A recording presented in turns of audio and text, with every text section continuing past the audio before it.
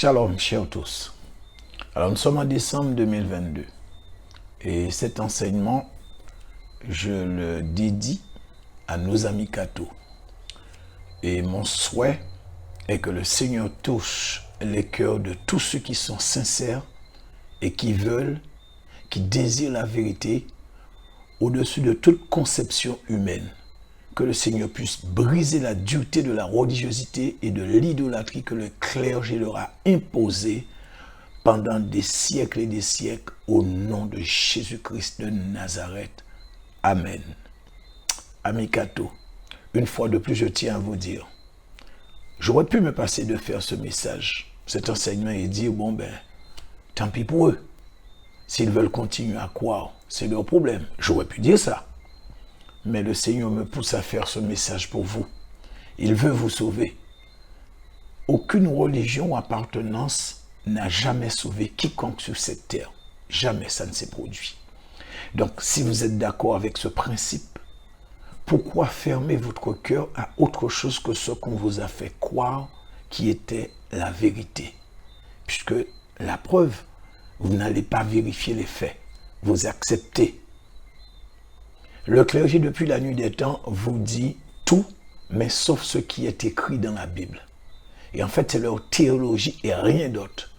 Alors qu'aucun disciple du Seigneur n'a fait de la théologie. Ça, je l'ai déjà dit. Et je le dirai aussi souvent que l'occasion s'y prête. Donc, ça ne peut prouver qu'une chose, c'est que la théologie ne vient pas de Dieu. Alors, aujourd'hui, le thème, c'est Marie. Marie est-elle sans péché?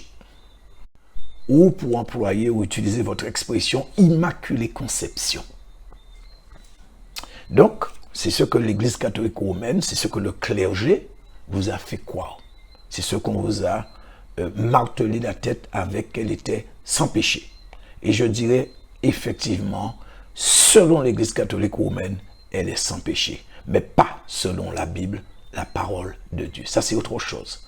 Et ça, c'est un dogme établi. Je ne dis même pas une doctrine, parce que la doctrine, en général, on parle de doctrine quand ça concerne la Bible. Mais ça, le mot dogme, c'est un truc qui a été inventé par l'Église catholique romaine. Et donc, effectivement, ça a été établi, reconnu et imposé par le clergé aux fidèles catholiques. Mais, comme je vous l'ai dit, qui ne trouve ni sa source, ni son fondement dans la Bible. Donc, si vous voulez, c'est tout sauf biblique. Alors, donc la question qu'on devrait se poser, sur quoi se base-t-on, quoi que vous connaissez déjà, pour dire que Marie est immaculée sans péché? Parce que moi, je ne savais pas, personnellement, je ne savais pas, j'entendais sans arrêt qu'elle était immaculée, je ne savais pas, et donc j'ai fait des recherches pour savoir ce qu'il en était.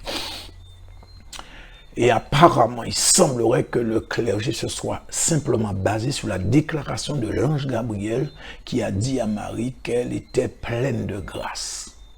Et par conséquent, ils ont déduit, ils ont décrété que l'ange voulait dire, ou l'ange a dit, ou ils l'ont interprété comme étant Marie est sans péché. Alors, excusez-moi, mais je cherche, mais je ne vois pas de rapport entre la déclaration de l'ange et cette histoire de sans péché, cette histoire de pleine de grâce. J'essaie d'essayer de faire recoller les morceaux, de faire matcher, mais je n'y arrive pas.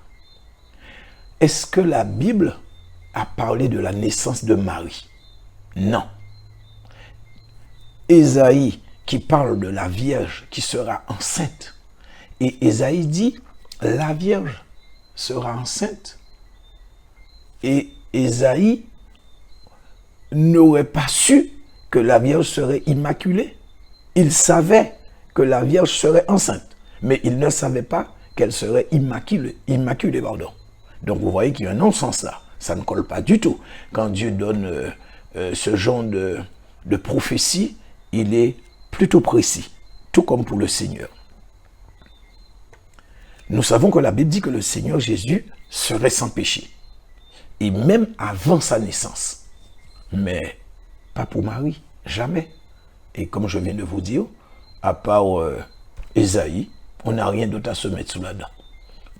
L'apôtre Paul n'a-t-il pas dit que nous sommes tous sauvés par grâce? Est-ce que cela fait de nous des gens sans péché? Parce que c'est ce que l'ange a dit à Marie, qu'elle était pleine de grâce. Donc nous sommes tous sauvés par grâce. Est-ce que pour autant nous allons dire que nous sommes sans péché? Non, je suis désolé. Alors, c'est quoi en fait une grâce? Par définition, une grâce, c'est une faveur imméritée. Donc, une faveur non méritée. Et si nous regardons, je ne veux pas faire de jeu de mots, mais si nous regardons bien par rapport à la définition de la grâce, on pourrait même dire que Marie ne méritait pas cette faveur. Mais Dieu lui a simplement accordé cette faveur divine. C'est une grâce imméritée. Regardez ce que Dieu a dit concernant Moïse dans le livre de Exode chapitre 7 verset 1. Il est dit, l'Éternel dit à Moïse, voici, je te fais Dieu pour Pharaon et Aaron sera ton prophète. L'Éternel a dit à Moïse, vois, je te fais Dieu pour Pharaon. Est-ce pour autant les Hébreux ont reconnu Moïse comme étant Dieu? Pourtant, c'est Dieu qui a déclaré ça. Et Moïse aurait pu dire ça aux Hébreux. Dieu m'a fait, Dieu a dit, et on le considérait Moïse comme un vrai prophète. Moïse était craint, c'était vraiment le pilier même de... Puisque la preuve, la Bible parle de la loi de Moïse, c'est de ce qu'on parle. Moïse aurait pu dire ça, mais Moïse n'a pas dit ça. Est-ce que Dieu a demandé aux Juifs, aux Hébreux de faire des prières, d'adresser des prières à Moïse? Non plus, jamais. Donc écoutez-moi, Amicato. Quand on ne peut prouver une chose dans la Bible, on passe à de l'interprétation et c'est malheureusement ce que vous a fait le clergé une fois de plus. Et moi je dis, s'il vous aimait, il ne vous aurait pas fait faire une chose qui rend Dieu furieux, c'est-à-dire adorer, prier une créature au lieu du Créateur. Marie, il est vrai. Bon, c'est vrai que ce n'est pas tout à fait le thème du message, mais c'était simplement un peu pour vous faire réagir en faveur de la vérité. Parce que bon, le truc c'est bon, c'est l'immaculation, enfin l'immaculée conception de Marie. Bon, ça, j'osais un petit peu parler de prier, d'adorer Marie, etc. Parce que c'est aussi dans les dogmes du catholicisme. Mais moi, je vous dis, voici ce que dit la Bible. Et écoutez bien et prenez une sage décision sur ce que vous allez entendre. Alors, si c'est de l'interprétation que je fais, vous pourrez rejeter sans aucun souci. Mais si c'est la vérité, il faudra à ce moment-là reconnaître qu'on vous a trompé. Alors, écoutez bien. Dieu dit à Adam dans le livre de la Genèse, « Le jour où tu en mangeras du fruit de l'arbre de la connaissance du bien et du mal, tu mourras. » Ce qui sous-entend que s'il n'avait pas mangé, il serait vivant jusqu'à ce jour. Ensuite, dans le livre de Hébreux, chapitre 9, verset 28, il est dit, « De même, Christ qui s'est offert une seule fois pour porter les péchés de plusieurs, apparaîtra sans péché une seconde fois à ceux qui l'attendent pour leur salut. » Et enfin, dans Romains, chapitre 5, verset 12, il a dit, « C'est pourquoi, comme par un seul homme, le péché est entré dans le monde, et par le péché la mort, et qu'ainsi la mort s'est étendue sur tous les hommes, parce que tous ont péché. » Tous ont péché, c'est Paul qui le dit. Il n'y a aucune exception, autrement, il l'aurait précisé. Mais il dit tous, donc y compris Marie. Donc, jusqu'à maintenant, nous voyons qu'il n'y a eu qu'une seule personne depuis la chute d'Adam et Ève qui est venu sur terre sans péché, c'est le Seigneur Jésus. Parce que c'est écrit dans la Bible. Je ne l'interprète pas, je vous l'ai lu. Il n'y a que lui. On ne nous parle pas de Marie là. On nous a parlé de Adam et Ève, et après on nous a parlé du Seigneur Jésus-Christ. Donc, ce qui nous donne, nous avons Adam et Ève qui étaient parfaits, mais faute d'avoir mangé le fruit, ils sont morts. Ensuite, nous avons le Seigneur Jésus qui est venu en tant qu'homme parfait, comme il est écrit dans le livre de Hébreux, nous venons de le lire, et il a donné sa vie pour nous. Donc, ces trois personnes-là, Adam, Ève et le Seigneur, sont tous mortes. Alors, qui manque à l'appel? Il manque Marie. Alors, Si elle est née sans péché, comme vous le dites, ou du moins comme on vous l'a imposé, on vous l'a fait croire qu'elle était immaculée, conception, etc., toutes ces choses à ça, elle ne devrait pas mourir. Si elle est sans péché, elle ne devrait pas mourir. Donc, elle serait, selon ce que préconise la parole de Dieu, toujours en vie, puisqu'elle est sans péché. C'est ce que Dieu avait dit à Adam et Ève. Si vous mangez l'arbre, le fruit de l'arbre, vous mourrez parce que le péché allait entrer en vous. Ils l'ont fait, ils sont morts. Mais Marie, si vous dites qu'elle est sans péché, alors où est Marie? Seuls ceux qui n'ont pas de péché, qui ne peuvent mourir. Si Marie est sans péché, où est-elle? Prouvez-nous qu'elle est encore en vie, parce que si Adam et Ève n'avaient pas mangé le fruit, ils seraient toujours vivants. Si le Seigneur n'avait pas offert sa vie, ils seraient toujours vivants.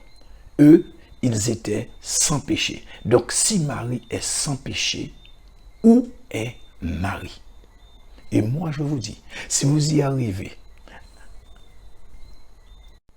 à me présenter Marie, à ce moment-là, je croirai dans son immaculée conception. Et je dis, Marie, la mère de Jésus, depuis l'époque où elle a mis Jésus au monde, et que jusqu'à aujourd'hui, qu'elle soit quelque part de bien précis sur la terre, et que vous me disiez, voilà, elle habite tel endroit depuis la naissance de Jésus, elle est là où elle a déménagé, peu importe, mais voilà, on la connaît, et les siècles sont passés, elle est toujours en vie, voilà, c'est Marie. Si vous arrivez à me le prouver, à ce moment-là, je vais croire dans son immaculée conception. Mais vous ne pouvez pas, parce que la Bible, elle est claire. Tous ont péché, y compris Marie, comme je vous l'ai dit. Elle est morte comme tous ceux de son époque. Donc vous voyez, une fois de plus, l'Église catholique romaine est passée à de l'interprétation théologique et a induit encore une fois de plus des milliards de personnes dans le mensonge et l'idolâtrie comme elle l'a toujours fait depuis la nuit des temps. Mais, amis catholiques, je vais vous rappeler ce que la Bible dit dans Jérémie chapitre 17, verset 5. Il est dit, ainsi parle l'Éternel. Maudit soit l'homme qui se confie dans l'homme, qui prend la chair pour son appui et qui détourne son cœur de l'Éternel. Maudit soit l'homme qui se confie dans l'homme.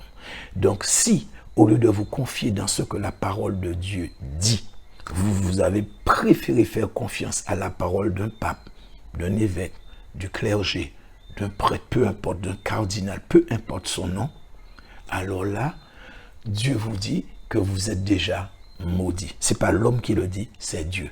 Et si Dieu maudit, qui pourra faire quelque chose pour vous?